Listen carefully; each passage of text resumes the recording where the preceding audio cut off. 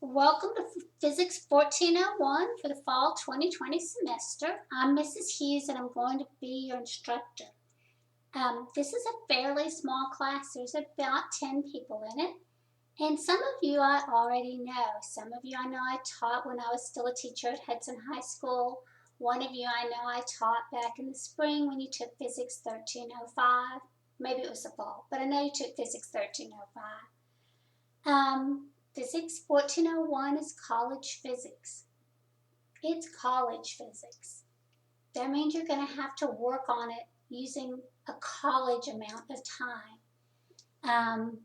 We are going to have 3 hours face-to-face every Tuesday and Thursday at 8 a.m. And I said face-to-face, but what I meant to say was virtually face-to-face. But I'm hoping I'll see your faces in our Collaborate meetings. If you have a webcam, I will.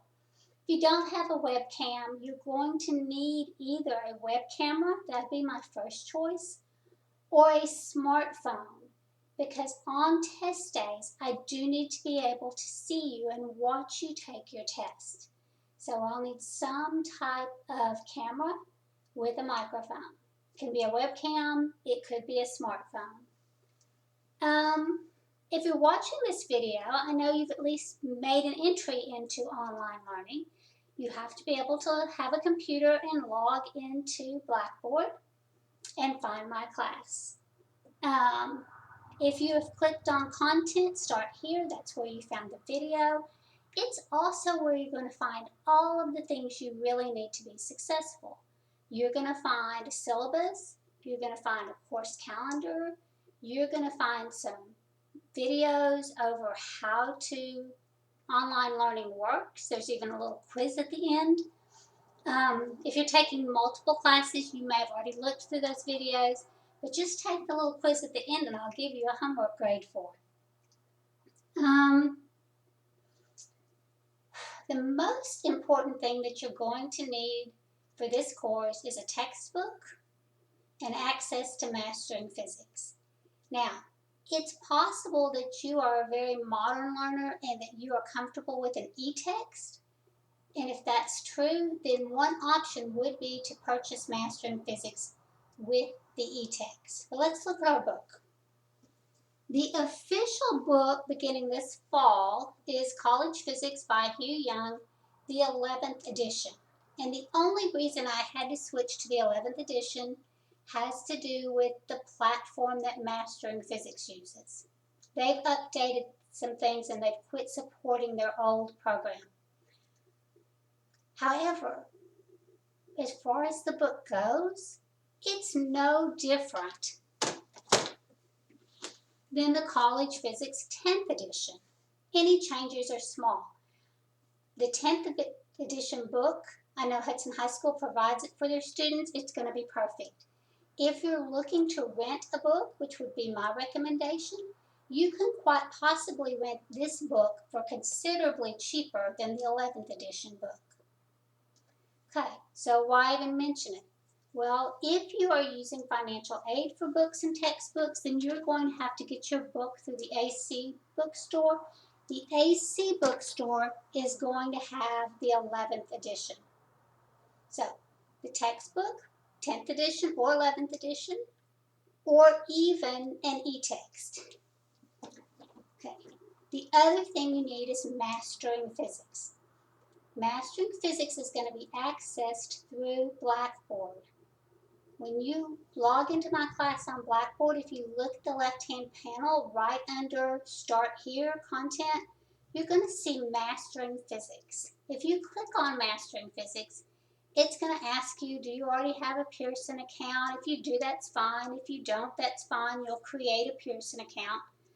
And then you're going to register for this class. If you don't have an access code right that minute and you're not ready to charge it and put it on a credit card right that minute, everyone gets a 14-day free trial. So you can go ahead and get started right away. You don't have to wait. I know sometimes the Hudson High School students, they have to wait for the school to have those access cards. You can go ahead and get started with your 14-day free trial. That should, by the time it's up, you should have those codes available. Um, okay, so how do you pay for it? One, you get an access code that comes on a card. If you're at a high school, they may provide that for. Two, you can just pay for it directly online to Pearson. Just buy it instead of getting a 14-day free trial. And you should have two purchase options. You can purchase just Mastering Physics, which will be less expensive, or you can purchase Mastering Physics with an e-text. You're going to pay about $50 more if you buy it with the e-text. That's one option. If you want to just buy Mastering Physics alone, then you can get online and you can try to rent this book or this book. I know I've seen this book for well less than $50. So you might want to just try to rent the 10th edition. Or if you're on financial aid, you'll have to buy your books and materials from the bookstore if you're using financial aid to pay for them. In that case, the bookstore is going to have a bundle, and it's going to come with a paperback version of this book plus the access card with the code on it. So lots of ways to do it. Cheapest, probably to just pay for Mastering Physics alone and rent a book. Most expensive may be through the bookstore, but if you're using financial aid, that's going to be your only option. Or if you're lucky and you're a high school student, your administration will provide your materials. All right. What else do you need to know? You need to print out a copy of the calendar. This is actually not the right calendar. This is my calendar for Physics 1305, but I have a calendar for Physics 1401. It's online. You can print it off. It's going to show that we meet Tuesdays and Thursdays through Collaborate, 8 a.m. in the morning. Now, how do you get to Collaborate? Same way. Go into Blackboard, look on that left-hand panel, and you'll see a link that says Collaborate. And in fact, I think that link is in all capital letters. If you click on it, it will show you all the scheduled Collaborate meetings, so just click on the meeting for that day. They're all scheduled out in advance. One every Tuesday that meets weekly at 8 o'clock, one every Thursday that meets weekly at 8 o'clock in the morning. I'm hoping that I will have enough time available that I can actually video a lot of my lectures in advance, just like I'm talking to you right now. By doing that, I hope to be able to use a lot of our time together on Tuesdays and Thursday mornings to answer questions and work through problems and reteach. It's a hard class. You're going to have questions about homework. You're going to have questions about what you watched in a video. You're going to have questions about just how to do the math sometimes. And I want to be able to help you and work lots and lots of examples. So if you guys will watch the videos ahead of time, then that will really help us when we get to class, because then we can really try to do some work. So I'm going to try to do it as maybe a partially flipped classroom. There may be times where the video lecture for the first part of Chapter 2 is online. On Tuesday, I'm going to I'm going to lecture over the second half of Chapter 2 during our meeting. I'll probably record that if I do. And then on Thursday, we'll do nothing but look at examples and problems and answer questions. We'll see how it goes. Let's talk about how the grades are made up, because this class has basically 3 things that enter our grade. First of all, there's going to be 3 tests and a final. That's going to be 60% of your grade. Each test is 15%, the final is 15%. The tests will be, at this time I anticipate all of the tests will be completely online, multiple choice tests. That doesn't mean there aren't problems, it just means the answer to the problem will be multiple choice. I'm going to proctor the first 3 tests using either Collaborate or Google Meet. We can talk about that during one of our meetings and decide which format we like best. Either way, the bottom line is I will need you to have a camera and I'll need you to have a microphone so I can watch you while you take your test. 20%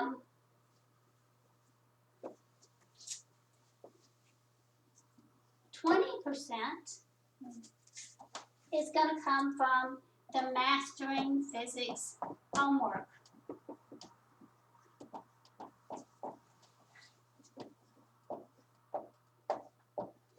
Okay, Mastering Physics homework is usually going to be open and online 2 weeks before it's due.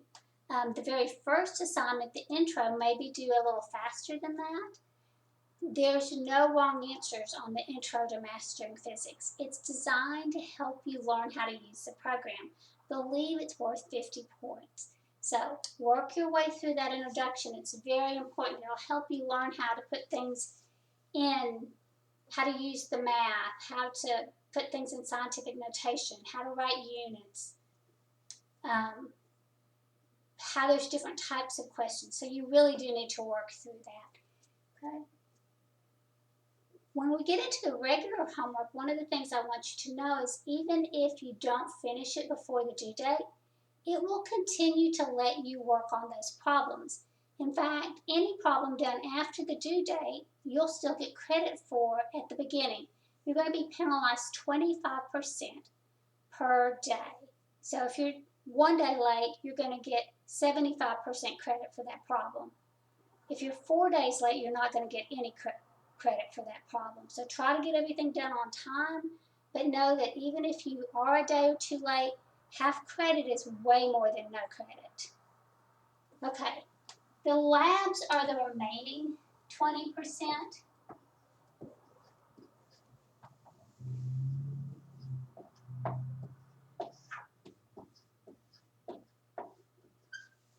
Unfortunately, we're not going to be in a lab.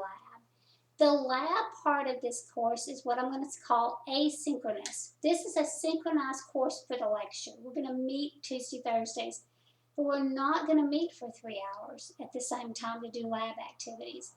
And this year, all of the labs are just that. They're activities. They're simulations for the most part, where you will play with the simulator, you'll record some data, but it's not quite the same as physical in-person labs and touching all the lab equipment. I really regret that. I wish I could let you in the physics lab and we could all be together and we could really get our hands on the physics. However, some of the simulations are really good and they're going to help you understand the material. If somebody said, what's going to be the easy part of this course? I would definitely say the labs.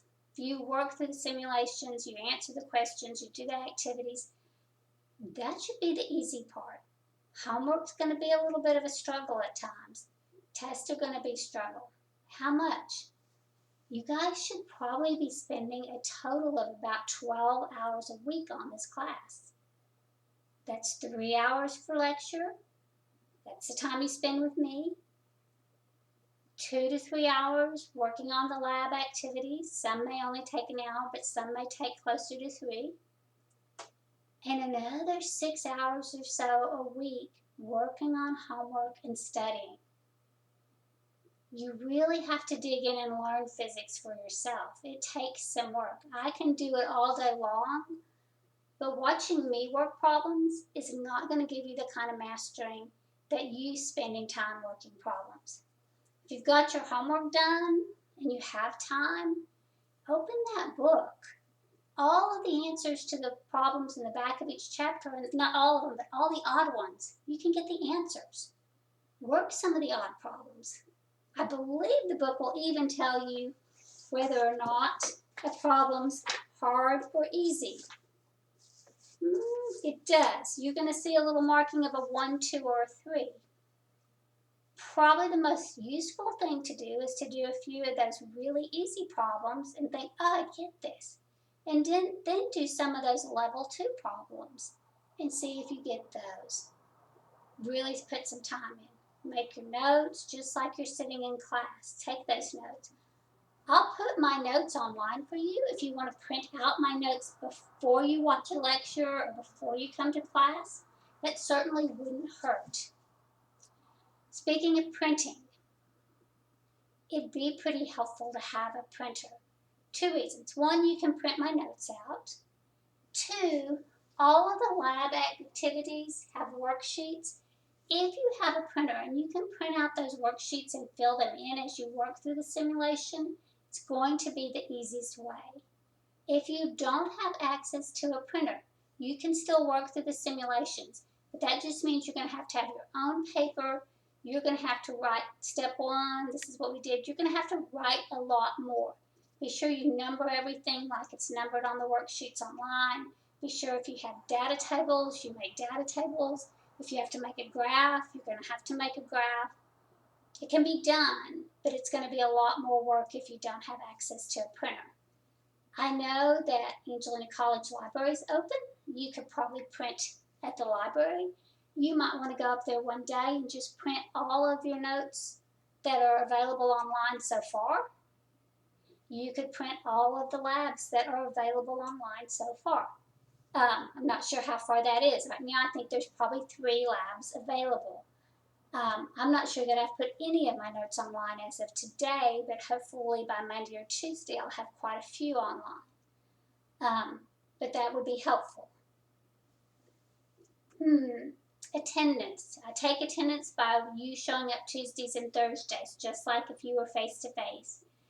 If you have to be absent, particularly if you have to be absent for a long time, a week or 2, please let me know. If you have personal illness and you cannot keep up, particularly if you have COVID-19, please let me know. The college really wants to support those students. If there's a family emergency, let me know. I want to be helpful, but I also want to hold you accountable to these due dates. Very important that you show up on test days and that you're ready to test. If for some reason you know you have to miss a test, please let me know. I will probably make an appointment with you during my office hours to give you that test at the time. Office hours, I'm going to use Google Meet. Again, if it's a test, I need a camera. I need to be able to watch you take that test. I think that's probably everything, except for how do you get a hold of me?